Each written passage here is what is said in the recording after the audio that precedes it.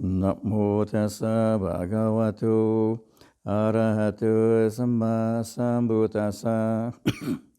Namo tassa bhagavato arahato samma sambuddhassa.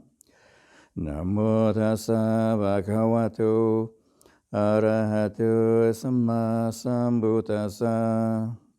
Bhutang dhammang sanghang namasami.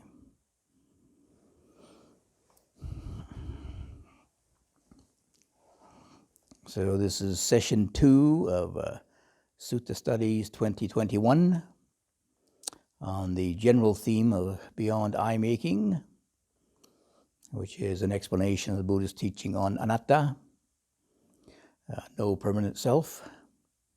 And this session is primarily about the background, historical background, and why this is, I think it's helpful because if one doesn't understand the context of the Buddhist teachings, it's quite hard to understand why he explained things in a certain way. The language he used, the concepts he used, especially from a teaching so distant as far as time and culture goes from this one. Some of the teachings just seem very odd to us. But if you understand the context, then perhaps you can appreciate it a bit more. So anyway, the record, the source of the Buddhist teachings is called the Pali Canon, for Theravada anyway. This is a body of scriptures preserved in the Pali language, and it's traced to the time of the Buddha. However, at the time of the Buddha, there wasn't any written material, any writing material.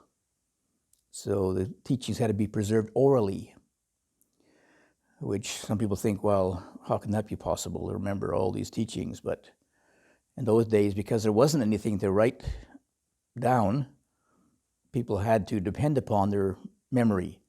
So they generally had a very, very highly developed memory, I would say, much more than today. Now we have the opposite. Just put it on your computer and forget about it. We develop other mental qualities, but not memory so much. But there still are monks today, I heard there were some monks in Burma and Sri Lanka who've memorized the whole of the Pali Canon, which is considerable. Yeah, I think it's, 46 volumes or something or other. I forget. I don't think I've even counted. And it depends on how you define volume too. I mean, it's there's various. Some of them are very thick, some of them are not so thick, scriptures. So, but anyway, this is not only the recording of the Buddhist teachings, but because the style is narrative, very important to keep in mind, is narrative style. That means it's just a narration of what somebody heard of these different experiences the Buddha had, teaching people or dialoguing with people. So I guess the complication is that sometimes it's not, you read through the Pali Canon and you don't get, as it were, kind of what they call normative teachings.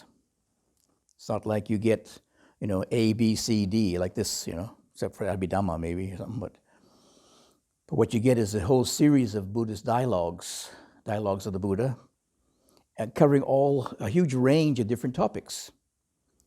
There was an attempt in the Samyutta Nikaya, one of the volumes of the Pali Canon, to kind of put it into some kind of a context by topic.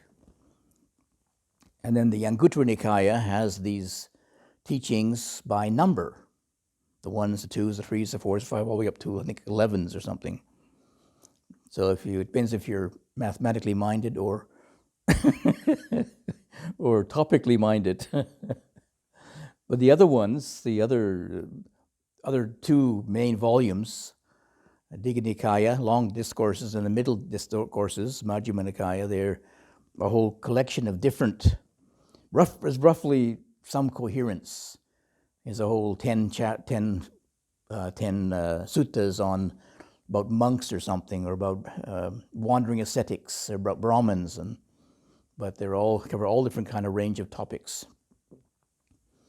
So sometimes can be a little bit confusing, especially if you have the whole Pali Canon with you, because to find the right topic you want to pursue, you have to search through it. But in the meantime, and what happens anyway, happens in my case, I tend to get distracted too. I was just looking at a passage yesterday, and we went all over not all over the place, but some good places, but it's a bit beside the point.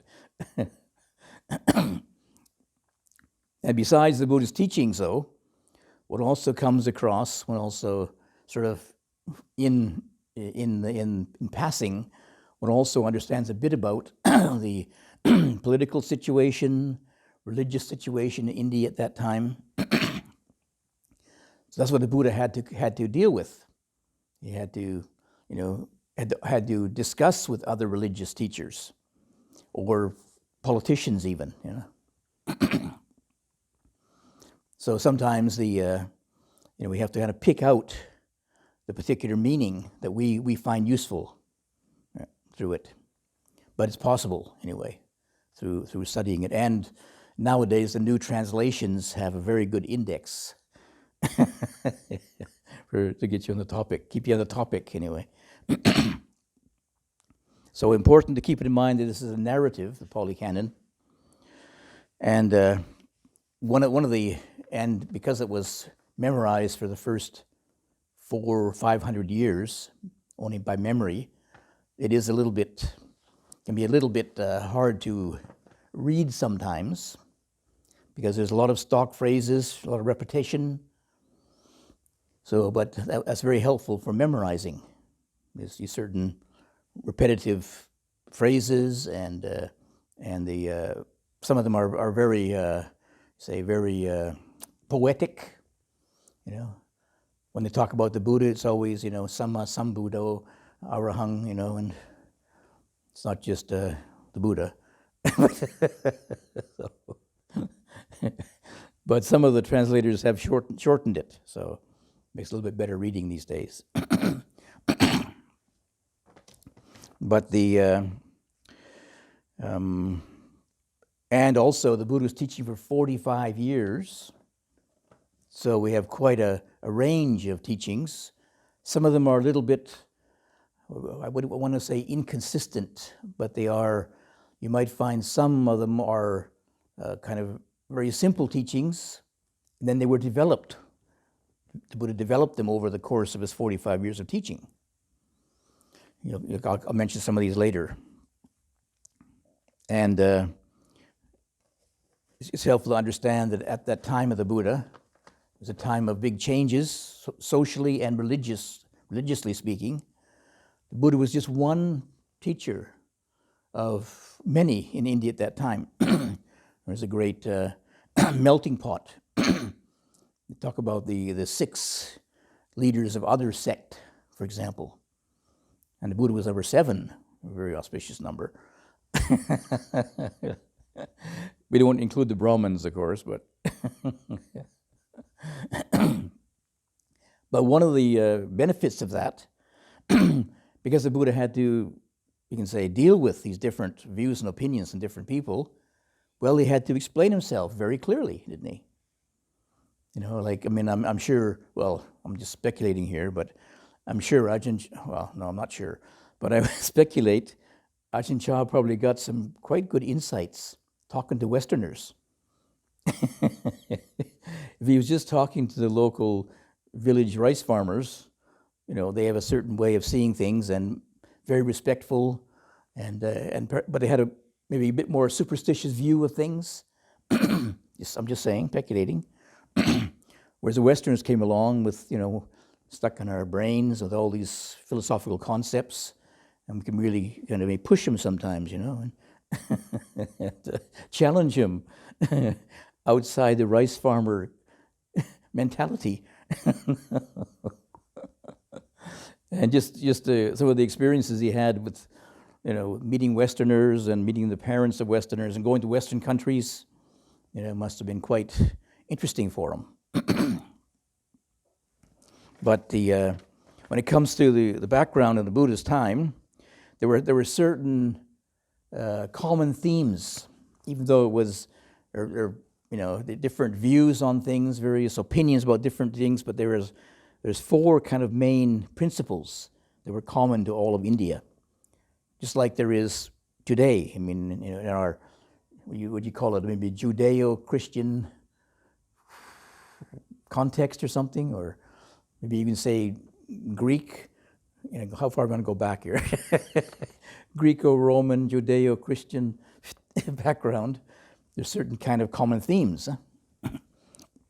For example, talking about that theme, for example, there is a very strong belief generally, probably even among people who don't believe, aren't believers, about having a creator God, for example.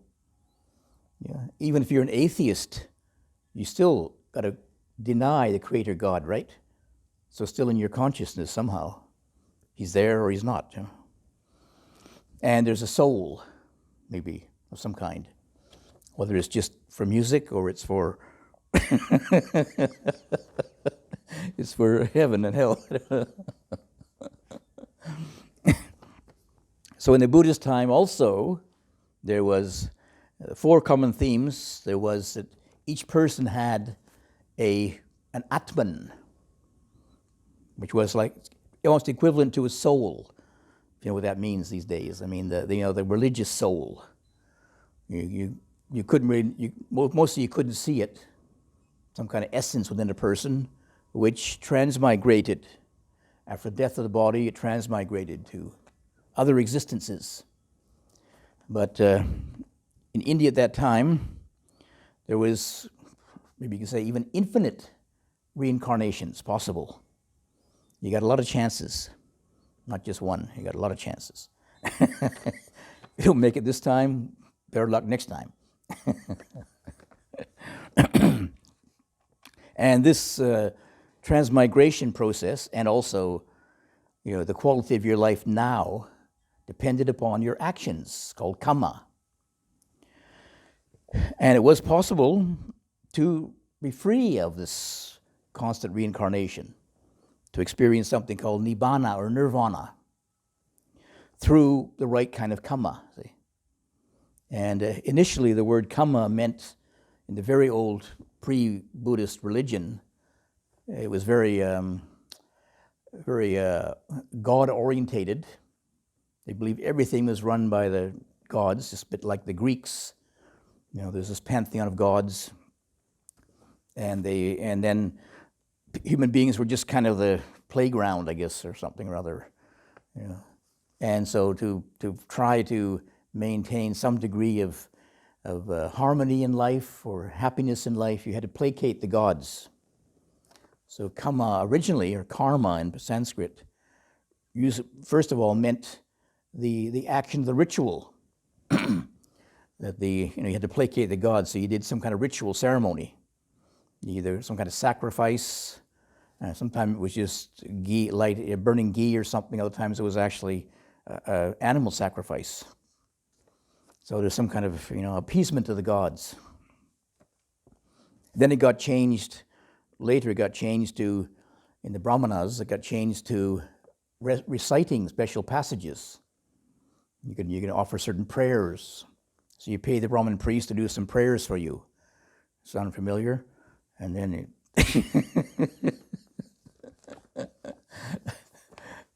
and what the head Brahmin priest had to memorize these prayers and say them correctly, all in Sanskrit. You see, so of course he had a bit of a monopoly on that. See, only he spoke perfect Sanskrit and knew the right scripture, the right rituals to do and ceremonies and phrases to use and things.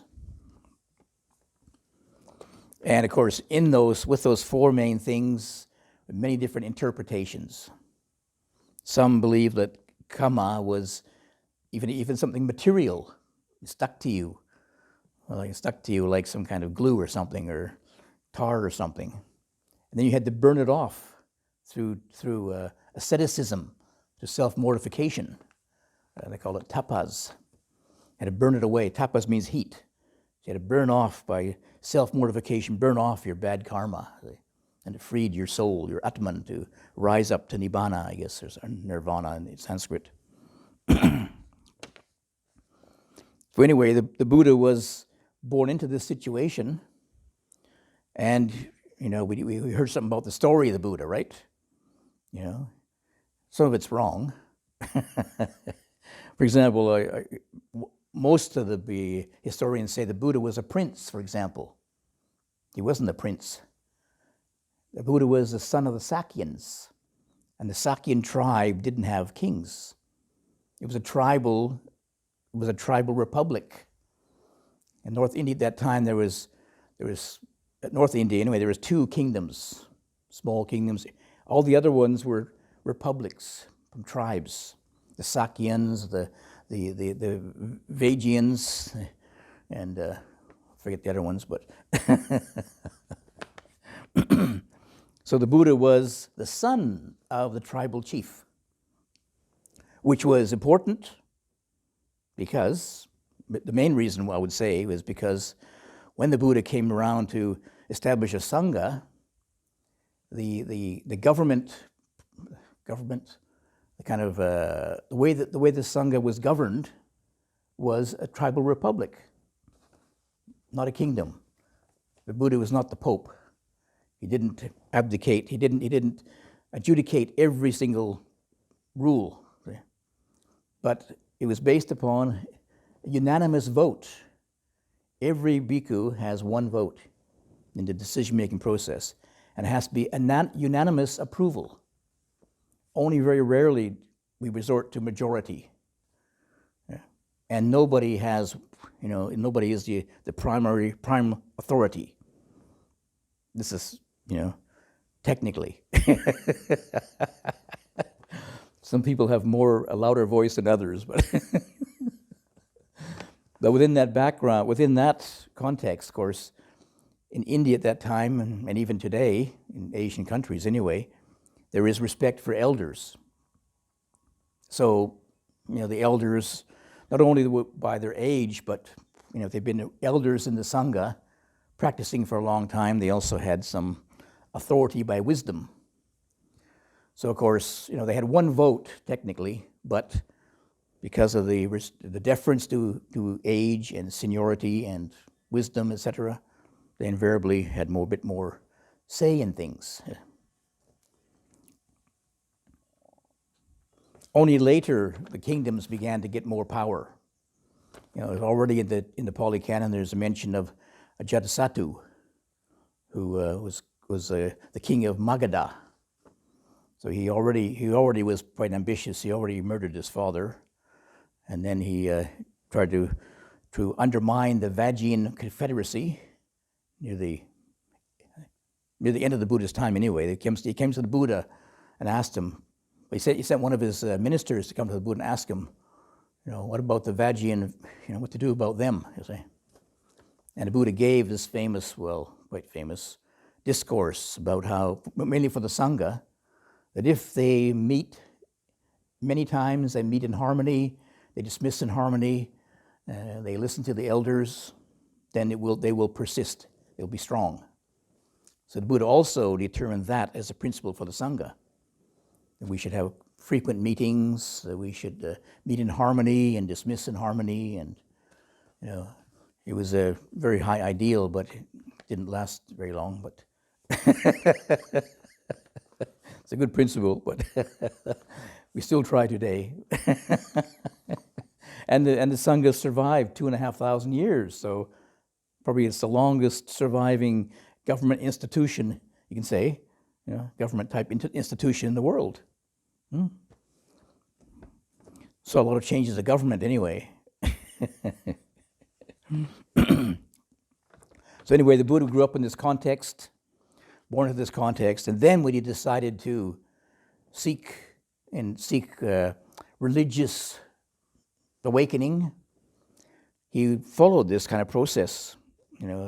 The standard procedure if you're a religious seeker was to go and seek for your ultimate essence, your Atman. See? And for the Brahmins, the Atman, the soul, when it united with Brahma, the supreme ideal or supreme deity, then you were nirvana. As a unitary, unifying. Atman and Brahma became one, and you were enlightened, they say. You're off the cycle of samsara then. So the Buddha was seeking for this ultimate essence, Atman. And he starts off the usual way. There's stories in the Pali Canon, two different suttas. One, he talks about his religious quest. He goes and seeks, first of all, a meditation teacher, two of them. First one teaches him the very, very, very high meditation attainment, the base of nothingness. That was Alara Kalama. The Buddha practiced this, realized this, and thought, oh, this isn't quite the way to enlightenment yet. It's not the end of suffering. So he left him, found another teacher, Uddaka Ramaputta, who taught him the next highest level, cessation of perception and feeling. No, neither perception nor non-perception.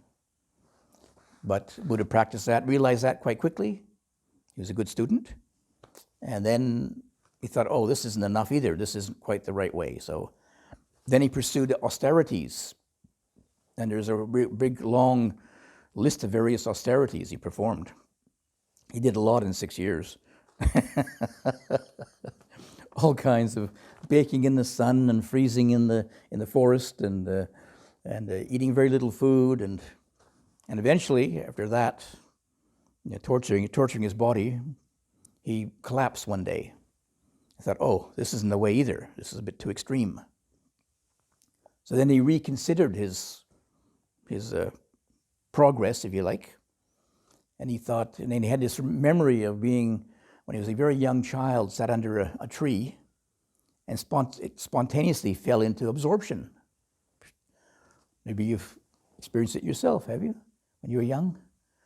You just sat under a tree and everything's perfect, no worries, no problems. Your mother's doing the cooking for you and washing your clothes for you, no worries, no job interviews, nothing. Just sat under a tree and bliss. Yeah. And then I'm hungry. But anyway, so Buddha realized this was quite a profound state. I mean, it's not, maybe not, I mean, he wasn't trained in it as a young child. He just dropped into it. Being the son of a tribal chief, he was pretty comfortable, well fed and well clothed, and so he just had a good time, and then had this experience. That's probably very, very significant because it said it might be on a kind of a spiritual quest then, you see. He knew this was the way, maybe, to find a different understanding of life. And then he contemplated, this is now my interpretation, he contemplated why he went off to seek for spiritual awakening. So he contemplated the cause of suffering, right? What set him off on the course of spiritual quest was the experience of old age, sickness, and death. They kind of allegorically they put it in the form of, he was out in his chariot and he saw an old person, and he led a very sheltered life, and then he said, "Oh, what's that? Oh, that's an old." The charioteer said, "Oh, it's an old person. What's that?" Oh, well, the person, everybody gets old. Then it was a sick person, and it was a dead person. Well, dead person, a dead body. Anyway, corpse. And he was, it was new to him. What is this? And then he contemplated it. Oh my goodness, we're all going to end up that way. I'm not going to be a happy, jolly prince for the rest of my life. You know? And I think allegorically it was put in this context of the Devadutta, heavenly messengers sent those visions to him. But I think personally, it's just like anybody growing up, huh? As you're a young, innocent child, and then you get sick. What's this? You're sitting under your tree, blissed out, and then you get a stomach ache or something, bitten by a wasp or something, and then your grandmother dies.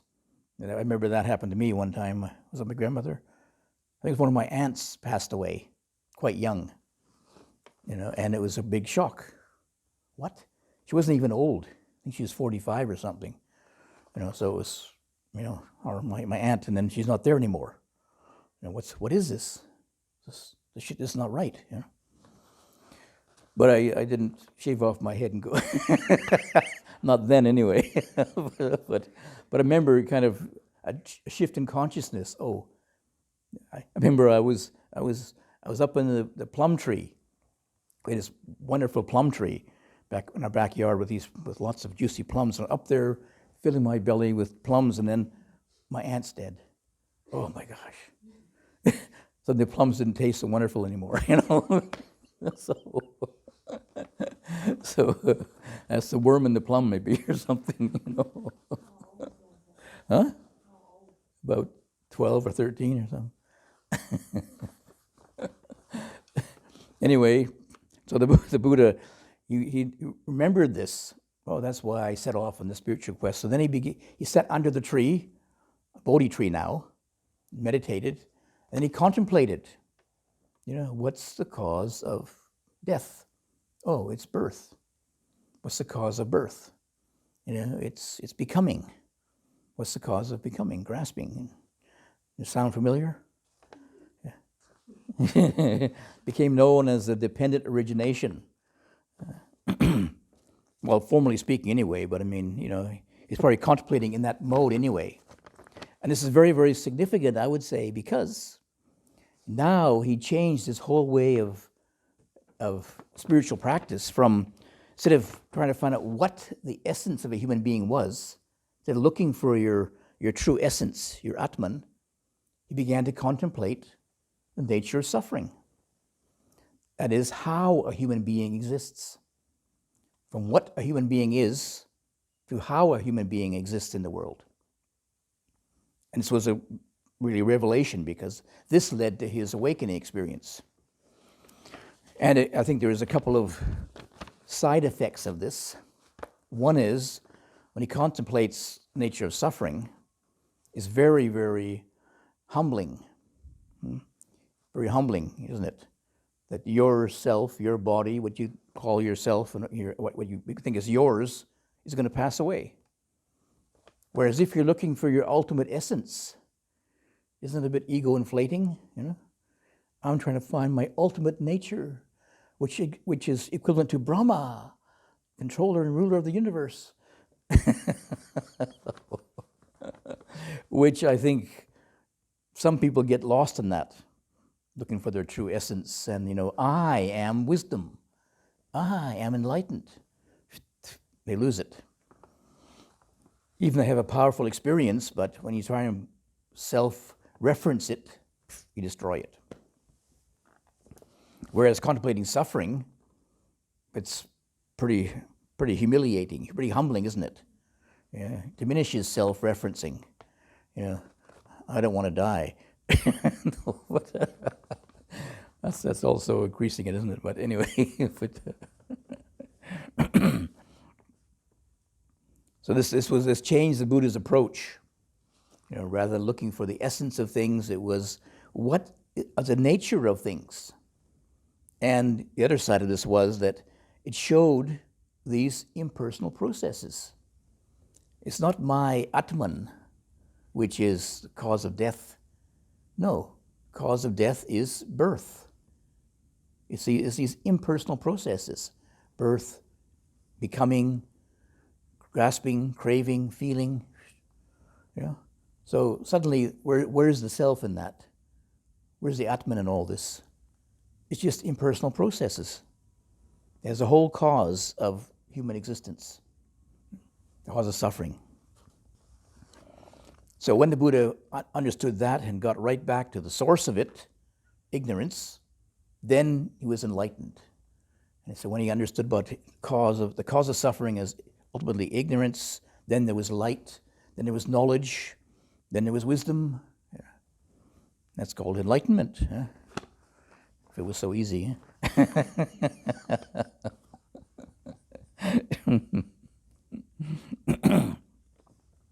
And then, once the Buddha understood that, that's where I would say, this understanding of no permanent self came in.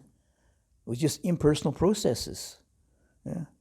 He's trying to look for the ultimate essence, the ultimate self. He didn't find it, and it could lead to a lot of inflation. Yeah. Whereas looking at these processes that cause things, where was the self in that? So ultimately, the self got left out of the picture. And that was the cause of the Buddha's awakening. It's all a selfless, impersonal process going on here. And then he tried to, then he thought, now how to explain this? And of course, to a society, a culture steeped in the idea of Atman, something to try and explain to them, hey, you know who? There is no Atman. Yoo-hoo. He said, oh, no. People won't. It's beyond logic, he said, even. It's beyond logic. They can't understand this. So he just thought, I'll forget about it. I'm not going to be able to teach anybody.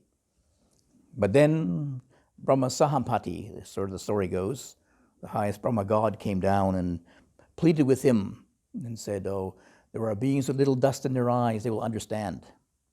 So the Buddha reconsidered his position, and again, I think personally, it was probably, instead of Brahma Sahampati, this was another example of maybe the Buddha trying to convert the Brahmins. Little tongue-in-cheek, it took the Brahmin God recognized it. Why don't you guys recognize it?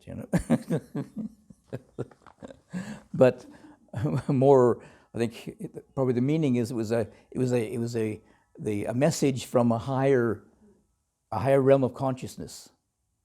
There was the Buddha woke to this, and of course his own consciousness, you can say, was freed from all the realms. So he realized, this is a profound truth that is inheritance or inherited. Even though the Buddha saw it, but it's here all the time. This truth is here all the time. It's not his. It's a universal teaching.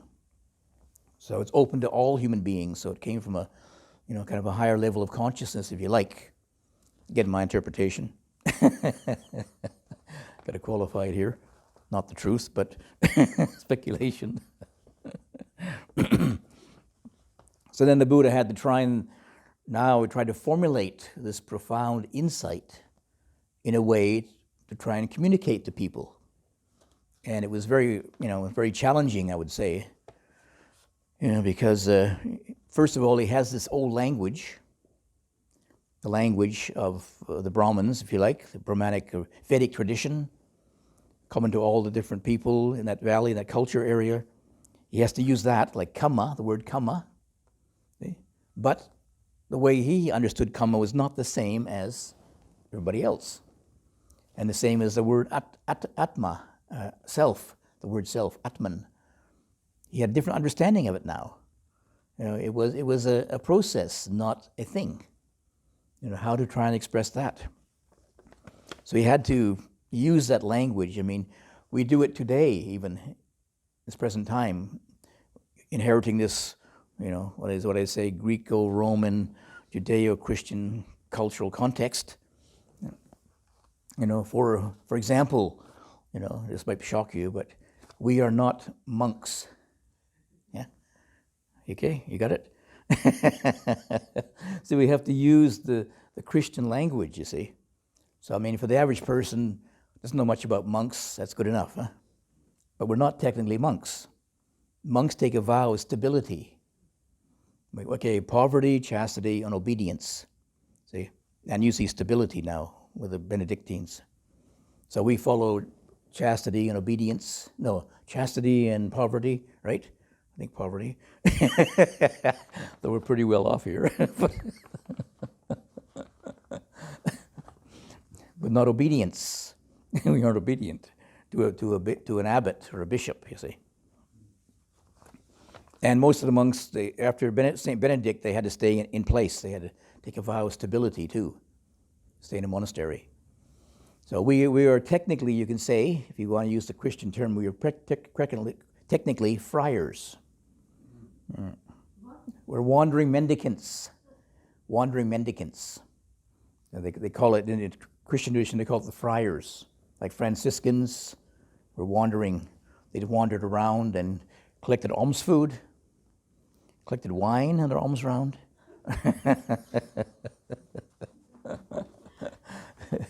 And just so happens that when in a monastery in Italy, the color of our robes is the same as the Franciscans. So when the monks go to alms round, they think they're Franciscan monks. Sometimes they get offered wine. So, but at least they get offered food anyway. They get offered sometimes. They recognize, oh, you're a wandering monk. You're a wandering Franciscan or a friar. You see. What? The wine. Yeah, we try to explain to people, No, it's not. It doesn't set a good precedent, to give it to you again, next time. Depends on the situation very much, you see. But look at the situation. Like I went almost around in Italy one time, and somebody offered us this an uncooked cabbage. Well, normally we don't take uncooked food, you see. I guess you could eat a raw cabbage, could you? Yeah.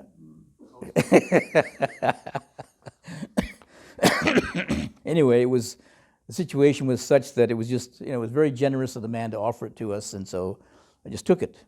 Yeah. But normally we couldn't receive uncooked rice, and but sometimes it's more the act of generosity you receive than the nitpicky details of the vinaya, you see. But certain things you got to be careful of, like money, receiving money and wine and things like this, People see it and then they think, oh yeah, right. Yeah. You think you'll throw it away, but yeah, they'll think you're going to drink it, So. So anyway, the Buddha had to try and explain this teaching now. That's why, for example, you hear when a lot of the Buddhist teachings, there is a lot of mention of just factors, the Eightfold Path, the factors of awakening. If you look at it, overall, very, very rarely the Buddha mentions self in it. Doesn't talk about self and go on to all the kind of arguments about is there a self, isn't there a self, and is the self is it perceived, is it material or immaterial, or all this kind of stuff. A lot of those questions he just left aside. They're called the 10 unanswered questions. He said, I don't discuss those things because it's a conflict of definitions. When they say, "Oh, is the self, material or immaterial?" You say, "Well, which self are you talking about?" If you think yourself is the body, well, it's material, isn't it? You think yourself is feeling, it's not material, but it's beside the point anyway, But again, the Buddha was sort of playing back and forth between using the language and having to lead people beyond it, beyond those concepts that the language defined, you see. So one of the methods the Buddha used, it's called the Socratic method. Because the Buddha he would engage with people, and then he'd ask them to define their argument. And then he would pick it apart, basically. Very, very compassionately, he'd pick it apart. Like I think it was one Potapala, I think it was. He came to the Buddha and he said, asked the Buddha about a self. And then the Buddha said, well, what is this self you're talking about? He said, it's feeling. Feeling is the self. And the Buddha said, well, there's three feelings, pleasant, unpleasant, and neutral. Which feeling are you?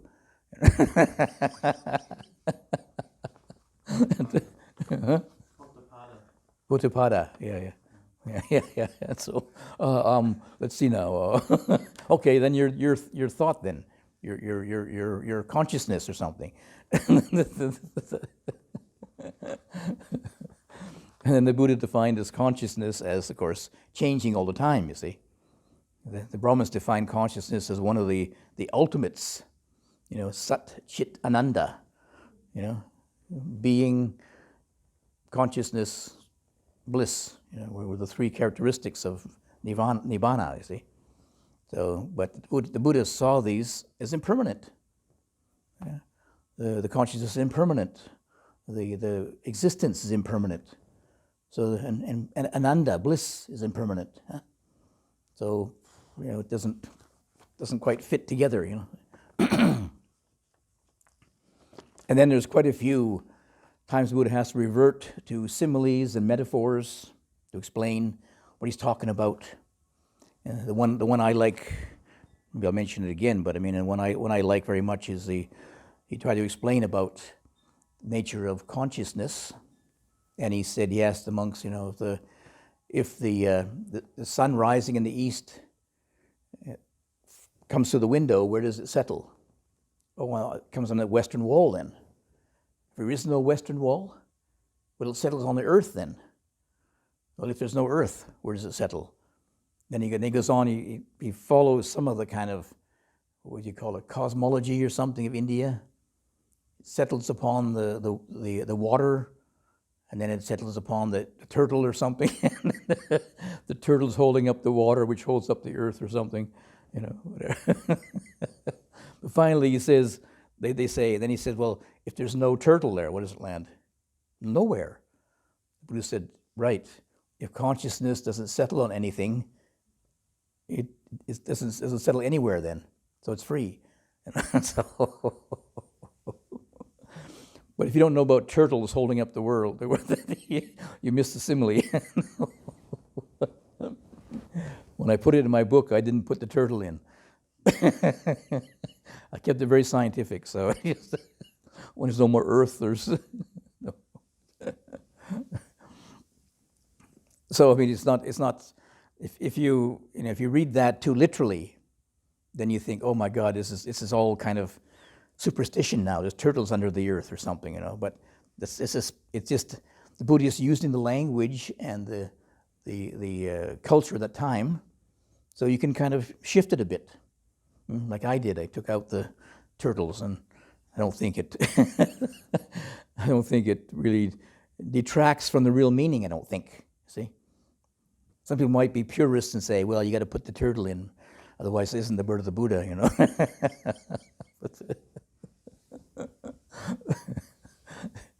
But I think I put ... No. So fill in the blanks. And then there's also, sometimes there's some really subtle humor in the scriptures. Like I mentioned a bit about this Brahma Sahampati coming down, the chief Brahma god, asking the Buddha to teach. That's a little bit of ironic humor or something, tongue-in-cheek humor. There's another one where there's a Brahmin priest comes to the Buddha and asks the Buddha, who is not a Brahmin, not a priest. He's an ascetic, wandering ascetic of a Kshatriya tribe. But this Brahmin priest asked the Buddha, "Oh, how to do a Brahmin sacrifice?" It's absolutely absurd. This Brahmin would ask an ascetic how to do a Brahmin sacrifice. But it provides the background for the Buddha to be able to explain a Buddhist sacrifice. You see. Yeah. That means, it's a path of practice, really. The person follows morality, and then they undertake the restraint of the senses, living with contentment, develop the four absorptions, and then they contemplate dukkha and realize awakening. So the Buddha it was just like setting up a certain scene, but with a little bit of humor in it, tongue-in-cheek humor. That why would this Brahmin ask and of course the Brahmin at the end, of course, he realizes the truth and becomes a lay disciple or even enlightened. I can't remember which one, but and lives happily ever after as a Buddhist. So sometimes there were little playful humor, I guess. He didn't condemn the Brahmins. He just kind of pointed out the right way, you see. And then you draw the conclusion yourself that the Brahmin ritual of slaughtering animals or something was not the correct way, but the Buddhist way was, because it leads to happiness ever after. So he was very careful not to condemn anybody. He had very strong criticisms of one of the teachers who taught about there's no results of action. So that's one of the most evil ones, because nothing you can do then. You're just a victim of happenstance. If you can't do any karma to change your life situation, you're just stuck with it. So that was really, really dangerous for people to believe that, you see. Whereas the Buddha was a teacher of action and result. So, if you can do, doesn't matter how bad your situation is, how much bad karma you've accumulated, whatever, you can do some action to help to unravel it, to change it. There is a possibility then through right action to realize full awakening even. So there was a great possibility there, Of course, for some people it takes quite a bit of work, but it can be done. It's not hopeless. But if you believe your actions don't have any effect, then it's hopeless. You just have to reap the result of your actions, and there's no way out. So it's just that way of thinking, see, is not very helpful. At least if you think that your actions can be beneficial, doesn't matter if they work out or not. But just thinking that way is already an improvement, you see. There's a possibility there rather than dead end, you see. But normally the Buddha didn't criticize anybody. And then, while there was seemed to be some jealousy among the different teachers, but it seems the Buddha was generally, seemed to be quite well received. He wasn't burned as a heretic or anything. Anything survived, and Buddhism prospered in India. I remember with Ajahn Chah one time too. Went to see him, and he had this magazine in his hand. It was maybe I shouldn't mention the name of it, but there was one bit controversial sect in Thailand at that time, and they printed this magazine, you see. And on the front page, they had a picture of a monk blessing a Thai boxer, blessing the Thai boxer's glove, you see, so he can smash his competitor, you see. And the whole point of it was this was a criticism of the things the monks get up to, you see, for, very likely for a payoff, you see. This boxer will make a donation, you see. So the monks are blessing somebody to do violence to somebody else, So it's trying to point out some of these, you can say, kind of corruptions of society, of religious society or something or other. So Ajahn Chah was there reading this magazine, and then he showed me that picture, and he said, "Oh, really good." He said, "Really good stuff here." He said, he said, "But I wouldn't do it." He said, "I wouldn't say anything like that."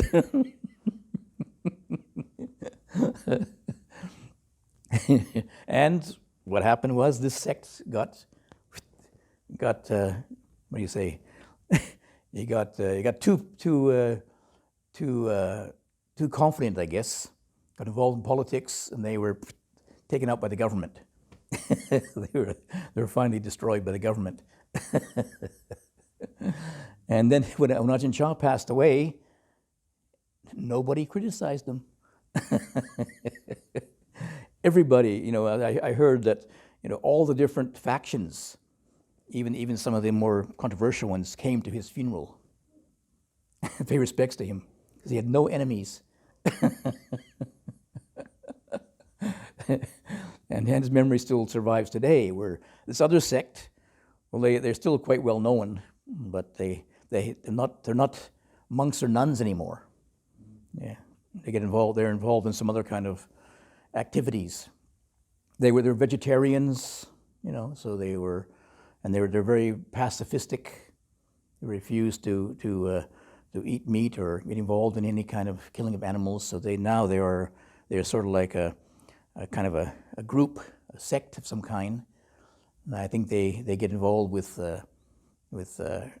maybe new natural medicines and things, and so they do good things, but they were out of the public eye with their, as far as Buddhist monasticism goes. You see, they're a bit too vocal. So we got to be careful. I mean, the Buddha also, he also was critical. In the scriptures, he was critical of the caste system, for example. He allowed anybody from any caste to come and be a monk or a nun. Whereas the Brahmins, of course, had a monopoly. Only the Brahmins could become Brahmin priests, you see. And then there was the other castes were kind of outcasts almost. But the Buddha was open to all the castes. He said, just like all the rivers flow into the ocean, so all the four main castes flow into the Buddhist Sangha. But he didn't make it into a major social movement. He didn't condemn the caste system. He just didn't go along with it. He was sort of like, what do you say, on the fringe of it. So he had a different approach altogether, but he didn't march down the street and protest and make a big social movement out of it. Yeah. And then he was tolerated by the Brahmins. They were not a big threat to them. See? It wasn't until later when the Buddhism got more and more popular that sort of a threat to Brahmanism, but that's outside of our context. So there is so this is the kind of basic foundation. Now the Buddha's approach to awakening and his way of teaching, but there's a couple of major concepts that Buddha had to deal with, which are very important to understand when it comes to the Buddhist teachings. Like, for example, one of them is kamma, very different than the Brahman concept of karma, for example. And the confusion still lasts today. So next week, I will clarify it. Yes. So three main topics next week is kamma, anatta, what it really means, and nibbana. Because we also nibbana is different than nirvana in Hinduism, you see. And anatta, as opposed to atman in Brahmanism. So those three themes I'll cover in more detail next week. So hopefully it's enough for you to digest this week.